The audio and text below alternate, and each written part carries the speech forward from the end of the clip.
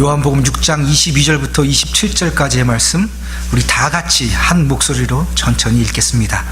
이튿날 바다 건너편에 서 있던 무리가 배 한 척 외에 다른 배가 거기 없는 것과 또 어제 예수께서 제자들과 함께 그 배에 오르지 아니하시고 제자들만 가는 것을 보았더니, 그러나 디베랴에서 배들이 주께서 축사하신 후 여럿이 떡 먹던 그곳에 가까이 왔더라. 무리가 거기서 예수도 안 계시고 제자들도 없음을 보고 곧 배들을 타고 예수를 찾으러 가버나움으로 가서 바다 건너편에서 만나 랍비여 언제 여기 오셨나이까 하니, 예수께서 대답하여 이르시되 내가 진실로 진실로 너희에게 이르노니 너희가 나를 찾는 것은 표적을 본 까닭이 아니요 떡을 먹고 배부른 까닭이로다. 썩을 양식을 위하여 일하지 말고 영생하도록 있는 양식을 위하여 하라. 이 양식은 인자가 너희에게 주리니 인자는 아버지 하나님께서 인치신 자니라. 아멘. 세상에는 많은 종교가 있습니다. 신의 존재를 믿는 것이 종교인데요, 그 많은 종교 중에서 고등 종교와 하등 종교, 좀 수준이 있는 종교와 수준이 좀 떨어지는 종교로 나누자면요, 내세관이 분명한 종교는 고등 종교라고 하고요, 그렇지 않은 종교들을 하등 종교라고 합니다. 이 고등 종교라고 하는 건요, 지금 우리가 살고 있는 이 세상 너머에 저 세상이 있음을 믿고 그것이 어떤 세상인지 설명해 주는 종교예요. 그리고 이 세상과 저 세상에 서로 어떻게 연결되어 있나를 설명해 주는 종교들을 다 고등 종교라고 해요. 근데 하등 종교는요, 내세관이 불분명해요. 그리고 이 세상에서 화를 당하고 복을 받는 모든 것에 더욱 집중하게 만듭니다. 그런 의미에서 우리 기독교는요, 상당히 수준 높은 고등 종교입니다. 모든 종교는요, 이 땅에서 무엇을 함으로 인해서 저 하늘에서 무언가 얻어질 수 있다라고 이야기하고, 이 땅의 삶은 모든 과정을 저 하늘에서 무언가를 얻어내기 위한 과정으로 인정하고 있어요. 그래서 이것을 신학적으로는요, 아래로부터의 종교라고 합니다. 우리가 아래로부터 점점 위로 올라가서 선한 일을 하든 공덕을 쌓든, 착한 일에서 공덕을 많이 쌓아서 띵 점수가 되면 어디 간다고요? 저 하늘나라로 간다고요. 모든 종교가 다 그래요. 이 땅에서의 삶을 통해서 저 하늘로 올라가게 되는 거죠. 아래로부터요. 그런데 오직 기독교만은요, 위로부터의 종교입니다. 우리가 이 땅에서 무엇을 하든 하늘로 도달할 수 없어요. 오직 하늘에서 그 은혜가 내려와야만 우리가 은혜를 받을 수 있는 겁니다. 위로부터의 종교, 복과 저주가 이 땅의 삶 때문에 이루어지는 것이 아니라 저 하늘에서부터 내려오는 것으로 모든 것이 이루어진다고 믿는 종교, 유일한 종교, 이것이 기독교입니다. 이 땅에서 일어나는 일들 가지고는요, 도무지 저 하늘의 일들을 이해할 수 없다고 기독교는 이야기해요. 오직 저 하늘에 있는 무언가가 내려와야 우리가 이해할 수 있다고요. 그래서 기독교를 가장 신비로운 종교라고 얘기합니다. 이 세상에서 뭔가 해서 되는 것 아니고 말이죠. 하늘에 계신 하나님의 뜻대로 모든 것이 다 이루어지는 종교, 이것이 기독교예요. 다른 말로 신비하다는 것을 얘기하면요, 사이비 같다는 거예요. 좀 이상하다는 거예요. 무언가 해서 그거의 결과로 이루어져야 되는데 우리의 삶의 모습과는 상관없이 하나님의 뜻대로 다 이루어진다는 거예요. 복도, 구원도. 인과 관계가 설명이 되지 않아요. 이 세상에 있는 모든 일들이 하나님을 빼면 말이죠. 사람의 가장 근본적인 일, 이 세상에서 저 세상으로 가는 그 일을 설명하는데 사람의 노력으로는 아무것도 할 수 없음, 그것이 성경의 첫 선언이에요. 그런데 사람들은요, 기독교가 가장 고등 종교이고 가장 이성적인 종교라고들 이야기를 하지요. 왜 그런지 혹시 아세요? 여러분, 공평한 세상, 이성적인 세상, 이 세상을 다른 말로 이해하면요, 법이 법대로 집행되는 세상입니다. 이런 세상은요, 돈이 있고 없고 힘이 있고 없고를 떠나서 누구나 법 앞에서 공평한 세상, 가장 이상적인 세상이고 이성적인 세상이고 상식적인 세상이지요. 그런데 우리가 가지고 있는 이 세상의 모든 법들의 기원을 따라 올라가 보면요, 그곳에 성경이 있습니다. 기록된 성경책에 있는 그 법들을 가지고 세상의 법들이 이루어졌어요. 그래서 우리는요, 성경이 가장 이성적이고 합리적이고 우리가 이해할 만하구나 라고 생각을 해요. 그런데 성경은요, 아무리 봐도 이해가 되지 않아요. 아무리 알려고 해도 하나님께서 그 믿음을 주시지 않으면요, 성경이 깨달아지지 않습니다. 구원을 얻게 하는 그 지식이 우리에게 생기질 않아요. 하나님이 주셔야만 알 수 있습니다. 이것이 성경이에요. 이것이 성경입니다. 오직 이 성경을 통해서만 하나님을 알 수 있다고 그래요. 하나님께서 나는 이런 하나님이다, 이런 신이다 라고 스스로를 계시하여 주신 책이고, 다 계시해 주셔서 완성된 계시다, 이것을 하나님의 말씀, 성경이라고 얘기합니다. 여러분, 정말 그래요? 완성된 계시인 말씀을 통해서만 하나님을 우리가 만납니까? 다른 곳에서도 살면서 얼마든지 하나님 만날 수 있잖아요. 한번 생각해 보세요. 법을 집행하는데 사람의 힘이 작용하잖아요. 그러면 법보다 그 사람이 더 큰 겁니다. 못난 세상이에요. 법을 집행하는 사람이 그 법을 자기 마음대로 바꿔요. 그러면 그 사람이 법보다 더 큰 사람입니다. 그건 그 사람이 곧 법이에요. 이것이 법이요 라고 말하는 그 법이 가장 큰 법입니다. 우리가 세상에 살면서 많은 신들을 경험해요. 악한 신들, 악신이 있는 것들을 우리가 압니다. 이 세상에 악한 영들의 역사가 분명히 있어요. 귀신 들리고 안 들리고 그런 것 아니고요.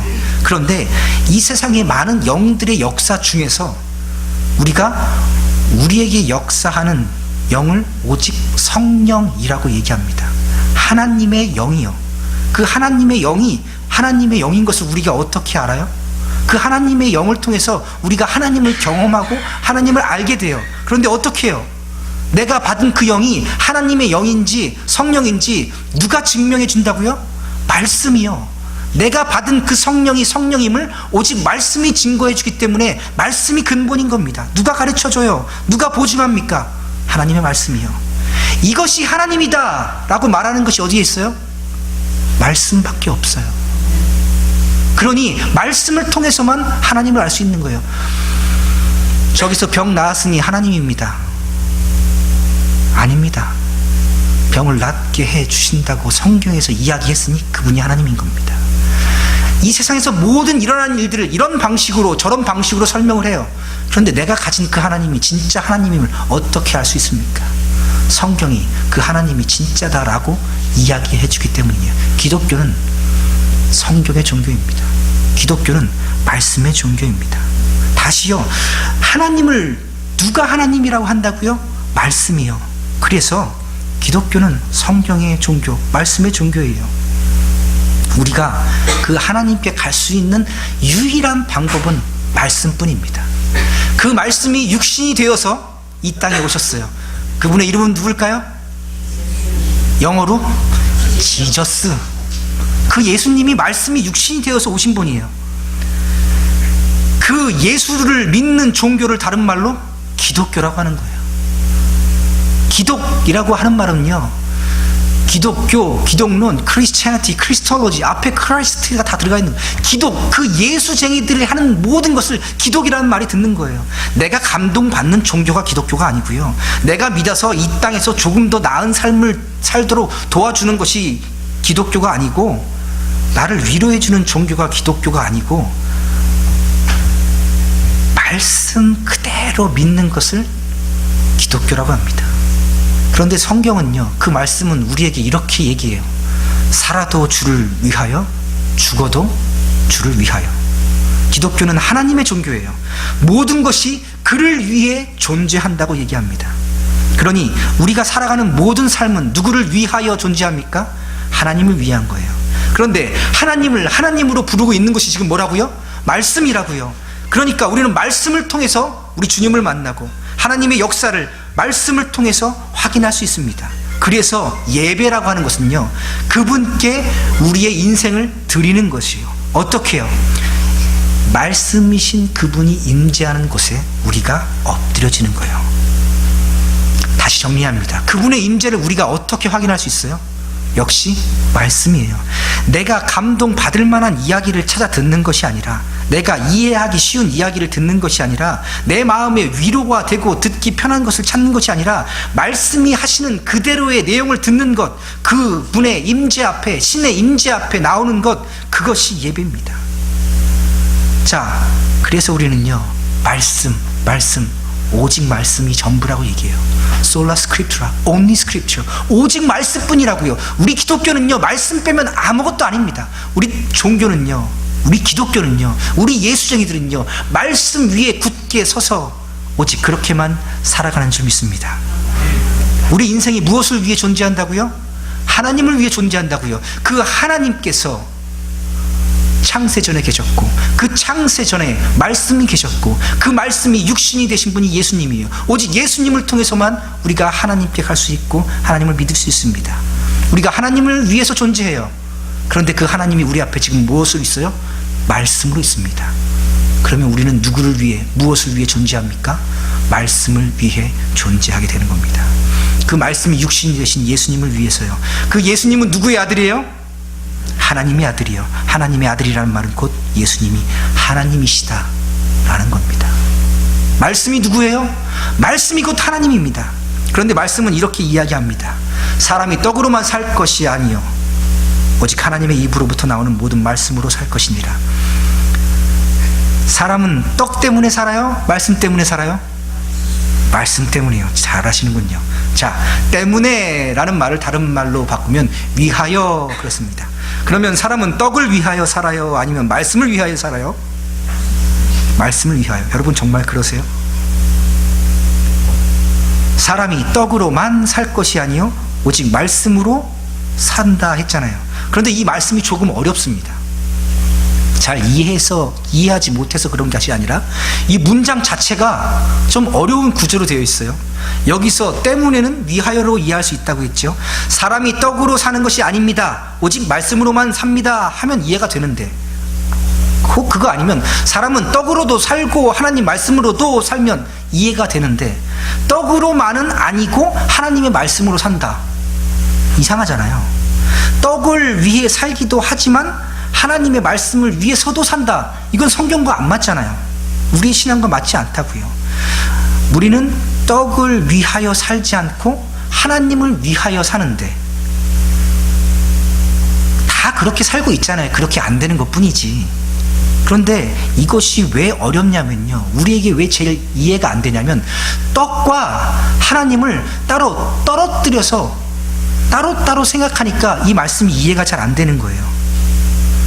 서로 어떤 관계가 있는지, 그리고 하나님께서 이 떡을 어떻게 사용하시는지 잘 몰라서 그래요. 자, 기억하십시다. 떡과 하나님, 여기에 무슨 상관관계가 있는지, 하나님은 떡을 어떻게 사용하시는지 이것을 궁금해 하시고 마음속에 두시고 우리 말씀 속으로 들어가 보십시다. 떡과 하나님과의 관계, 우리 말씀으로 살펴봅니다. 예수님께서 보리떡 5개와 물고기 2마리로 장정만 5,000명을 먹이시니 사람들은 억지로 예수님을 붙잡아서 왕으로 세우려고 했지요. 그런데 예수님은 이 땅에 뭘로 오셨어요?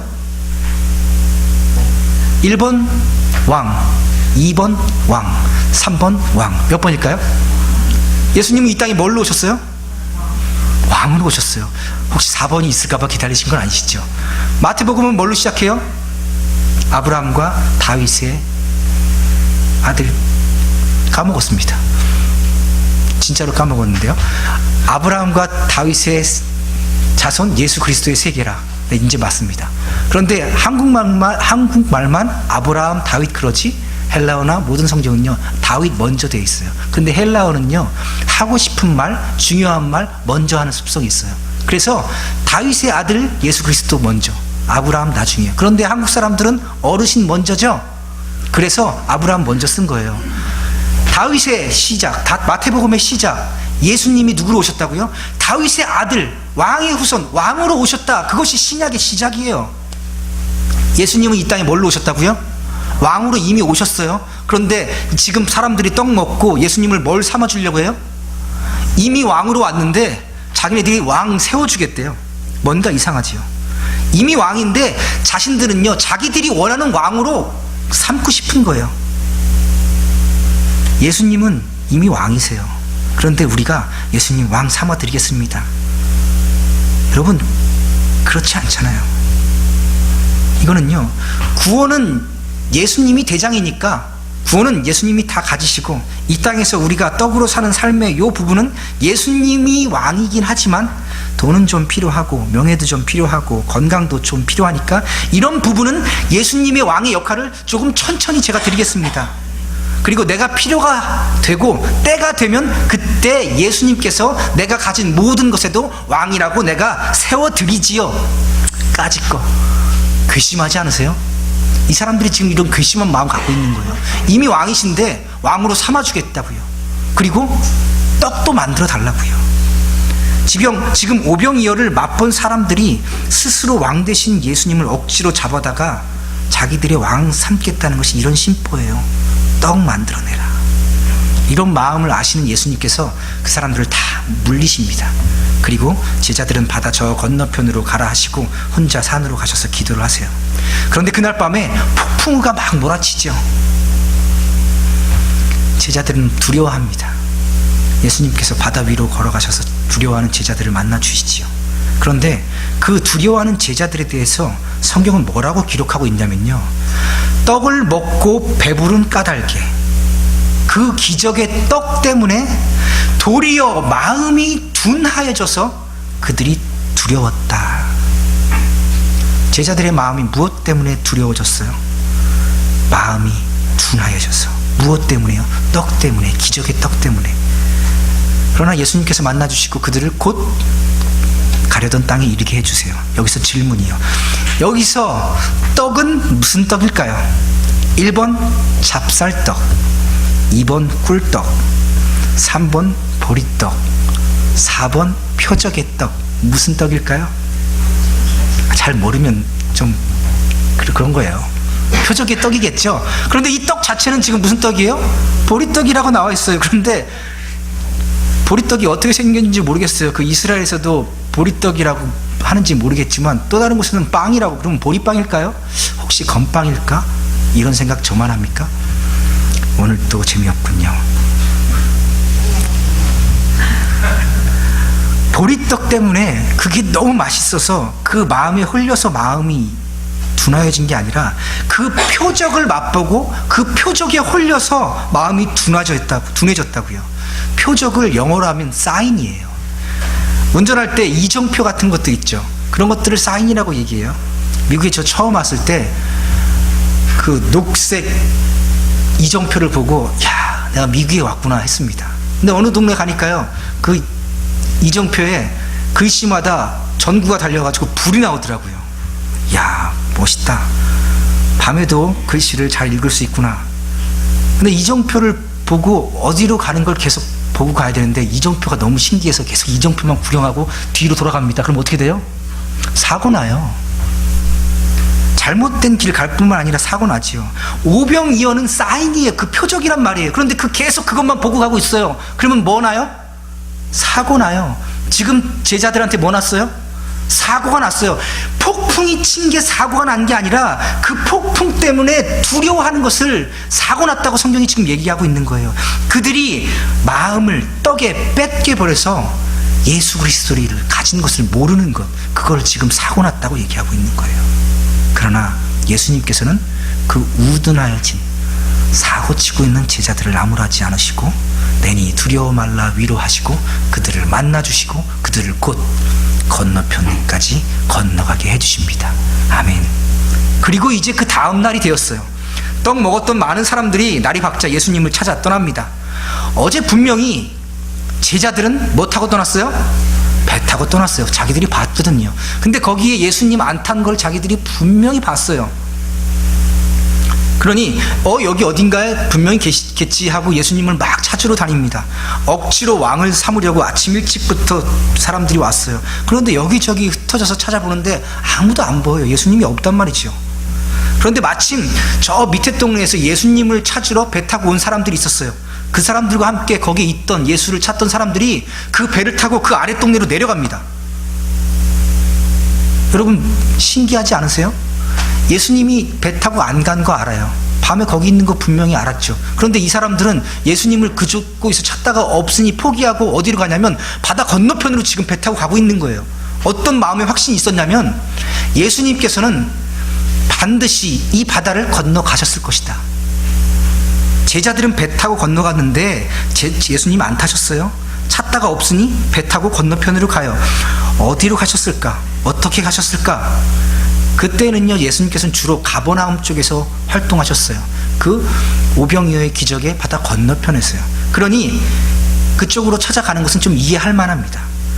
그런데 그 사람들은 배도 안 탔는데 어떻게 예수님이 그곳에 가셨다고 생각하고 확신하고 배를 타고 갔을까요? 칼빈을 비롯해서 많은 신학자들은요, 그들에게 이런 믿음이 있었다고 얘기합니다. 우리들의 오병이어를 먹이신 그분이 기적적으로 이 바다를 건너갔을 것이다 하고 그들을, 예수님을 그렇게 찾아간 거예요. 성경 본문은 그것을 분명하게 얘기해 주고 있어요. 그들이 곧 배를 타고 예수를 찾으러 가버나움으로 갔다. 그 밤에 갈릴리 그 바다를 걸어서 삥 돌아갈 수 있는 그 거리가 아니에요. 밤에 헤어졌어요. 저녁 때부터 빵 먹기 시작해서 늦은 시간까지 모여 있었잖아요. 그러니 예수님께서 바다 건너편으로 도착해서 가 있을 시간이 되지 않는다고요. 삥 걸어서. 그런데 이 사람들은 지금 바다 건너편에 배 타고 예수님 찾으러 가고 있어요. 대단한 믿음이지요. 그리고 드디어 바다 건너편에서 예수님을 만납니다. 랍비여, 언제 여기로 오셨습니까? 선생님이요, 언제 여기로 오셨습니까? 아주 부드럽게 얘기하는 것이죠. 여기에는 그런 말이 포함된 거예요. 아니, 배도 없이 이 바다를 어떻게 건너오셨습니까? 하고 예수님을 인정하고 있는 거예요. 그 기적의 일을요, 아주 젠틀하게, 그 얕은 마음에는요, 기적을 인정하며 말하고 있는데 예수님께서는요, 역시 우리 예수님이죠. 어제 밤에 왔소이다 하지 않으시고 그들 마음속 깊은 곳을 뚫어보시고 갑자기 이렇게 말씀하세요. 진실로 진실로 너희에게 이르노니. 진실로 진실로 이렇게 반복해서 얘기하는 것은 요한복음에 약 25번 정도 나오는데요, 예수님이 정말 뭔가 이야기를 하고 싶을 때, 예수님이 자신을 드러내고 싶을 때 이런 말씀을 하세요. 그러면서 하시는 말씀이, 너희가 나를 찾는 것은 표적을 본 까닭이 아니요 떡을 먹고 배부른 까닭이로다. 여러분, 그 사람들은 표적을 보았잖아요. 눈앞에서 그 떡이 무한히 증식되는 것을 보았잖아요. 그래서 지금 예수님 찾아온 거잖아요. 어제 먹은 떡은 벌써 다 소화됐지요.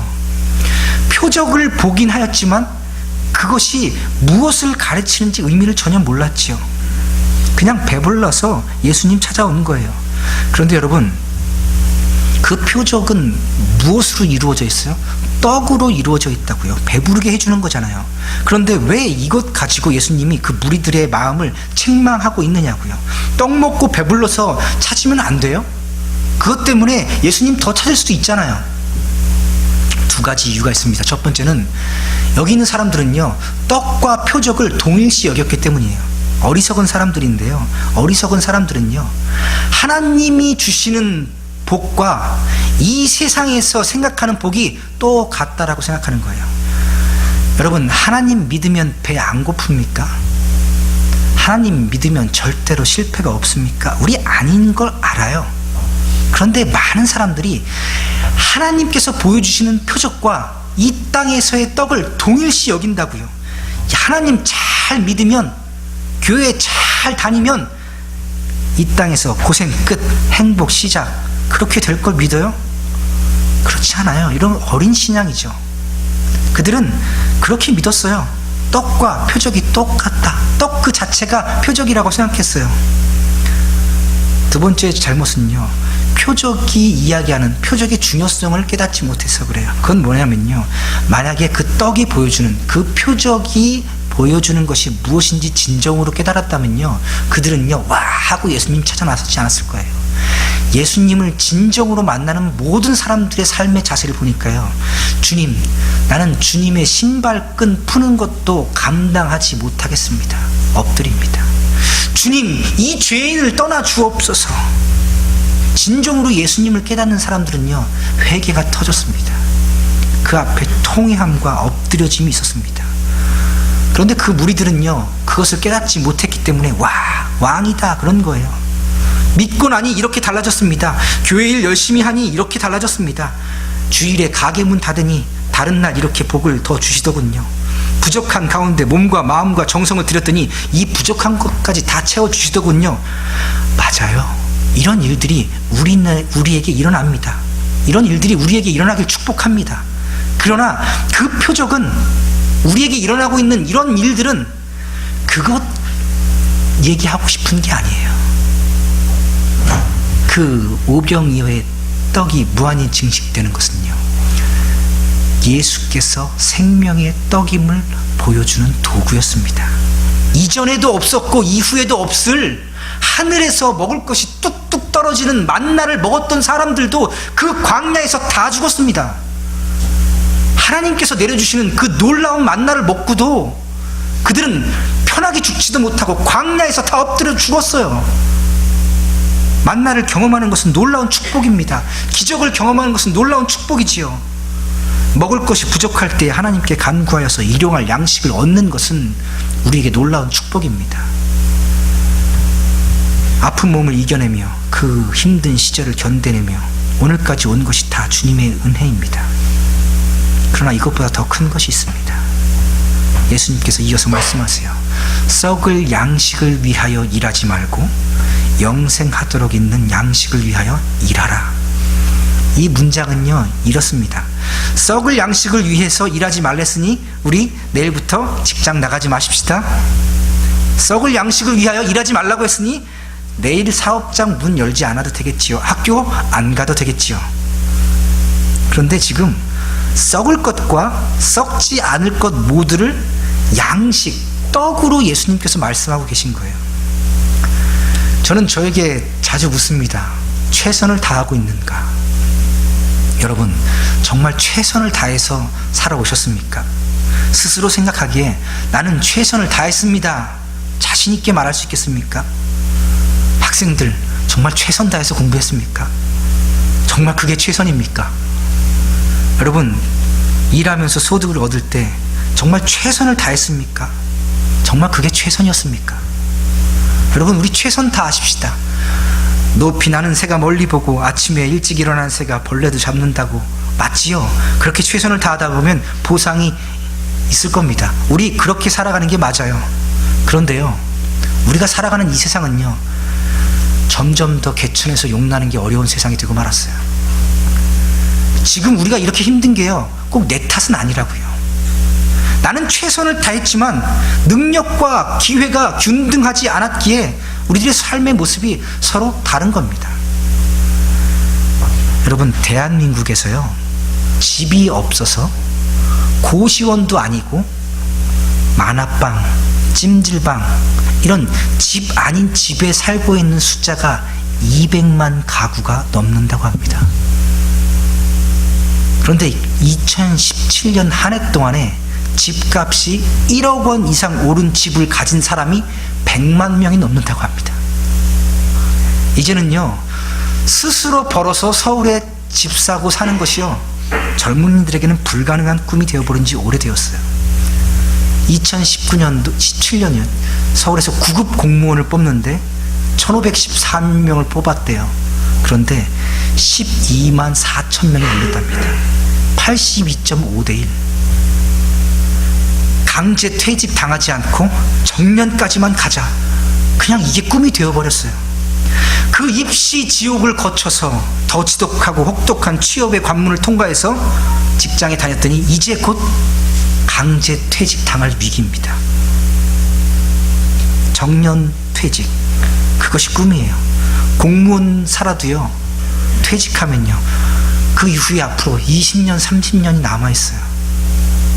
어떻게 살아야 하나? 여러분, 최선을 다해도, 정말 허리가 휘고 무릎이 꺾이도록 최선을 다해도 여전히 우리들의 삶은 빡빡하기만 합니다. 그래서 이런 삶을 생각하고 성도 여러분들의 삶을 볼 때마다 제가 참 미안합니다. 같은 시대를 살아가고 있는 모든 사람들에게 참 미안합니다. 내가 뭘 그렇게 잘못한 것도 아닌데 참 미안합니다. 그리고 가족들에게도 미안합니다. 자녀에게 미안합니다. 이런 세상을 물려줄 수밖에 없어서 참 미안합니다. 그래도 어쩝니까? 내일도 고달픈 삶의 현장으로 또 무거운 몸을 이끌고 가야지요. 양식을 위해서 부지런히 일해야지요. 부지런히 최선 다해야지요. 그러다 보면 언젠가 좋은 날 오겠지요. 볕들 날 오겠지요. 먹을 양식을 위해서 최선을 다하다 보면 좋은 날도 있지 않겠습니까? 그러니 우리 힘내십시다. 그러나 여러분, 성경은 이렇게 얘기해요. 그 모든 것들이 썩어 없어질 것이라고요. 신기루처럼 다 사라져 버리고 말 것이라고요. 여러분, 그 모든 것들이 곧 썩어 없어집니다. 그 떡은 표적이 말하고 싶은 게 아니에요. 그 표적, 그 떡을 사용하셔서 예수님께서 그 너머로 이야기하고 싶은 것이 있었어요. 먹을 것을 위하여 최선을 다하는 것처럼 영생하도록 있는 양식을 위하여 최선을 다해서 뭐 하라고요? 일하라고요. 구원을 위하여 일하라고요. 먹고 사는 데 쓰는 힘과 정성으로 가장 중요한 영원히 변하지 않는 영생하도록 있는 그 양식을 위하여 일하라고 예수님은 명령하고 계세요. 좁은 문으로 들어가기를 힘쓰라고요. 이 말은 무슨 말이냐면요, 이미 구원이 이루어졌지만 아직도 남아있는 그 구원을 위하여, 이미 다 이루어졌지만 아직도 더 이루어질 것이 남아있는 그 구원을 위하여 일하라고요. 여러분, 서두에 말씀드렸지만 구원은 오직 하나님으로부터만 내려집니다. 이것이 기독교예요. 유일한 기독교의 사상입니다. 오직 은혜는 하늘로부터만 내려옵니다. 그런데 성경은요, 또 두드리고 찾으라고 요청합니다. 예수님께서 문 밖에 서서 기다리고 계시다고요. 그런데 왜 이렇게 우리더러 먹을 양식을 위하여 일하는 것보다 영원한 양식을 위하여 더 일하라고 하세요? 먹고 사는 것 이렇게 힘든데 구원 한번 주셨으면 그것으로 됐지, 또 구원을 위해서 구원을 이루어내라고 이렇게 일하라고 하실까요? 여러분, 왜 우리가 영생하도록 있는 그 양식을 위해서 일해야 합니까? 그리고 우리가 왜 일할 수 있습니까? 왜냐하면요, 우리가 영생을 위하여 부지런히 일할 때 영생이 우리에게 주어지기 때문입니다. 왜요? 주님께서 우리에게 주시니까요. 다시요, 우리가 힘쓰고 애쓰는 모든 노력들이 결국에는 열매에 맺어지게 될 것인데 그 열매를 맺게 해주시는 분이 우리 주님이라는 겁니다. 그러니 주님이 열매를 맺어줄 것이기 때문에 우리가 열매를 위하여 최선을 다해서 일할 수 있는 거예요. 영생하도록 있는 양식을 위하여 일하라, 그렇게 명령을 주시면서 예수님께서 뭐라고 말씀하시냐면, 이 양식은 너희에게 내가 줄 것이다. 누가 주신다고요? 예수님이 주신다고요. 일해라, 내가 줄 것이다. 일하여라, 내가 열매 맺게 해주실 것이다. 먼저 그의 나라와 그의 의를 구하면 내가 들어줄 것이다. 내가 그의 나라와 그의 의를 이루어 줄 것이다. 세상이 알 수 없는 크고 비밀한 일을 너희에게 보여줄 것이다. 여러분, 우리가 왜 영생하도록 있는 양식을 위해서 일할 수 있냐면요, 그 결과가 너무도 확실히 정해져 있기 때문에요. 그리고 왜 우리가 일해야 되냐면요, 그분이 그렇게 일하라고 우리에게 요청하시니까요. 그러면서 예수님께서 이렇게 말씀하세요. 인자는, 나는 하나님께서 인치신 자니라. 예수님께서는요, 하나님께 인침을 받으신 분입니다. 인침이다. 그것은요, 왕의 위엄과 왕의 능력을 다 가졌다는 말입니다. 예수님께서 구원해 주실 능력이 있고 구원해 주시기 원하시고 구원할 것이기 때문에 우리로 하여금 구원을 위해서 일하라고 말씀하시는 거예요. 여러분, 이 말이 좀 이해가 되세요? 우리 영생하도록 있는 양식을 위하여 일하십시다. 나로서는 할 수 없는 그 일을 우리 주님께서 해 주실 겁니다. 그 주님께서 해 주실 것이기에 우리는 구원을 위해 오늘도 싸울 수 있는 겁니다. 주실 것이 너무도 내 안에 확실하고 주신 것이 너무도 확실하기에 우리는 오늘도 영생하도록 있는 양식을 위해서 기쁨으로 씨를 뿌리게 되는 것입니다. 그런데요, 왜 이것을 구원이라고 쉽게 말하지 않고 영생이라고 말하지 않고 영생하도록 있는 양식이라고 얘기하셨을까요? 왜 굳이 떡과 관련되어서 이 구원을 말씀하시는 것일까요? 지금 이 오병이어의 표적 가운데서 떡이 우리의 구원과 관련이 있다는 것입니다. 그 영생에 관한 일이 우리의 일상의 삶과 관련이 있다는 거예요. 우리들의 구원이, 우리들의 영생하는 그 일이 이 땅에서의 하루하루 먹고 사는 일과 관련이 있다는 겁니다. 서로 떨어져 있지 않다는 거예요. 로마서 12장 2절은 이렇게 얘기하죠. 너희는 이 세대를 본받지 말고 오직 마음을 새롭게 함으로 변화를 받아 하나님의 선하시고 기뻐하시고 온전하신 뜻이 무엇인지 분별하도록 하라. 왜 이렇게 얘기하냐면요, 그 앞에 1절은 이렇게 얘기해요. 그러므로 형제들아, 내가 하나님의 모든 자비하심으로 너희를 권하노니 너희 몸을 하나님이 기뻐하시는 거룩한 산 제물로 드리라. 이는 너희가 드릴 영적 예배니라. 그 거룩한 하나님이 무엇과 관련이 있어요? 지금 우리의 몸과 관련이 있다고요. 그 영생하도록 있는 양식과 우리가 먹을 떡과 관련이 있기 때문입니다. 그래서 썩을 양식을 위하여 일하지 말고 영생하도록 있는 양식을 위하여 일하라 라고 하신 거예요. 어렵죠. 그런데 영생하도록 있는 양식을 위해 일하는 것이 뭡니까? 알려주면요, 저 그거 하겠습니다. 여러분, 이 땅에서 뭐 먹고 살아야 잘 먹고 잘 삽니까? 한 가지 방법만 있지 않아요. 영생하도록 있는 양식을 위해서 일하는 것이 한 가지 일만 있지 않아요. 예수님을 위해서 사는 일이, 그분을 위해서 살아가는 일이 한 가지 일만 있지 않아요. 그러면 다 목사 될게요, 다 선교사 할게요, 직업은 하나뿐이면 되잖아요. 그렇지 않다고요. 우리들의 삶의 현장 그 가운데서 우리가 구원을 이루어내는 일을 할 수가 있다고요. 그 중에 한 가지 일을 소개하기 원합니다. 다음 화면 한번 넘겨주시죠, 집사님. 사진이 보이지요? 이곳은 1880년도 후반 평양입니다. 맨 뒷줄 오른쪽이 언더우드 선교사입니다. 잘 아시죠? 대한민국에 처음 복음을 증거한 사람들 중에 하나입니다. 이분들의 사역으로 평양에 대부흥운동이 일어납니다. 1907년 1월 14일 평양에 있는 장대현 교회에서 선교사들과 교회의 지도자들이 공개적으로 자신의 잘못을 고백합니다. 나는 이렇게 잘못하였습니다. 미안합니다. 그리고 그곳에서 선교사들과 교회의 지도자들이 눈물을 흘립니다. 그곳에서 모인 모든 사람들이 다 같이 통곡하고 옵니다. 눈물바다가 되지요. 하나님, 내가 잘못했습니다. 그리고 그들의 그 눈물과 그들의 모습을 보고 평양에 있는 모든 사람들이 예수를 믿기 시작합니다. 말씀을 들으려고 모이고 또 모였고, 모일 때마다 말씀을 나눴으며 예수의 이름을 전하고 또 떠나고 또 떠났습니다. 심지어 이런 말도 있었습니다. 하루 중에 10분이 지나도록 예수님 생각을 하지 않는다면 그것은 죄요. 여러분, 하루 중에 10분 예수님 생각하십니까?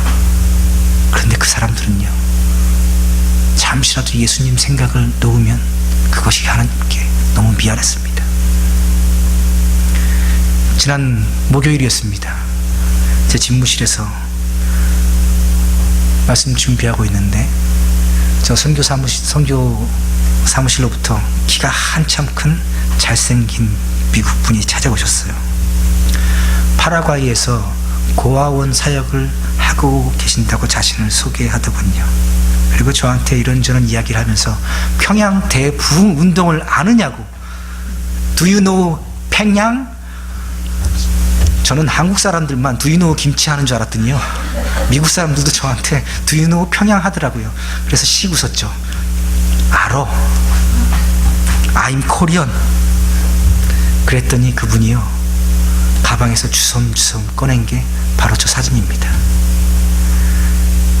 저분이 언더우드고요. 저 가운데 사진 찍는데 왼쪽 쳐다보시는 미국 분이요. 저분이 윌리엄 베어드라는 분입니다.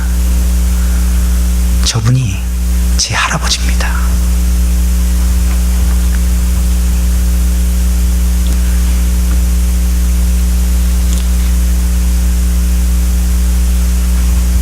저는 순간 가슴이 먹먹해서 아무 말도 하지 못했습니다. 내가 저분의 저 노고 때문에 복음을 전해받았구나. 뭔가 가슴 속에서 뜨거운 것이 올라와서요. 정말 아무 말도 할 수 없었습니다. 선교 자료를 받고 저 사진 제가 사진 찍어도 되겠습니까? 하고 사진 찍고 제가 부탁했습니다. 나는 여기서 사역하고 있는 한국 사람이고 목사입니다. 이곳에 많은 한국 사람들이 모여 삽니다. 그리고 같이 한국말로 예배합니다. 당신 할아버지가 저 평양에서 내 조상들을 위해 기도해 준 것처럼 나와 이곳에 있는 내 민족들을 위해서 기도해 주겠습니까? 그 커다란 손을 제 두 어깨 위에 올리고 우리는 한참 기도했습니다. 기도를 드리는데요, 눈물이 멈추지 않더라고요. 여러분, 하나님의 사역은 이렇게 이루어지는 겁니다. 하나님의 사역은 이렇게 이루어지는 겁니다. 결국 그 아름다운 발걸음이 나 같은 죄인도 주를 위하여 살도록 하시는구나. 결국엔 그 아름다운 발걸음이 그 후손들도 또한 이렇게 아름다운 길을 가게 하시는구나. 혹 이 땅에서 열매를 맺지 못할지라도 저 하늘에서는 반드시 열매 맺게 하실 것이구나. 저는 그 역사를 보았습니다. 사랑하는 성도 여러분, 영생하도록 있는 양식을 위하여 일하십시다. 우리 주님이 열매를 주실 것입니다. 무엇인가 내가 아니라 내 주님을 위하여 일하는 것을 우리 시작하십시다. 그 구원과 영생을 주신 것이 또 주실 것이 너무도 확실하지 않습니까? 우리는 오늘도 또 살아도 죽어도 일하며 나아가게 되지 않겠습니까? 오직 주를 위하여 말입니다. 우리들의 남은 인생이 주를 위하여 사는 그런 인생 되기를 축복합니다. 기도하시겠습니다. 주님께서 주신 이 놀라운 복음이 우리에게 참 은혜입니다. 구원이 하나님에게로부터 우리에게 오게 되어서 참 고맙습니다. 나 같은 죄인이 영생하도록 있는 양식을 위하여 일할 수 있도록 기회를 주시고 일할 수 있도록 열매를 주셔서 감사합니다. 살아도 죽어도 주를 위하여 살아가도록 은혜를 더하여 주옵소서. 예수님의 이름으로 기도드립니다. 아멘.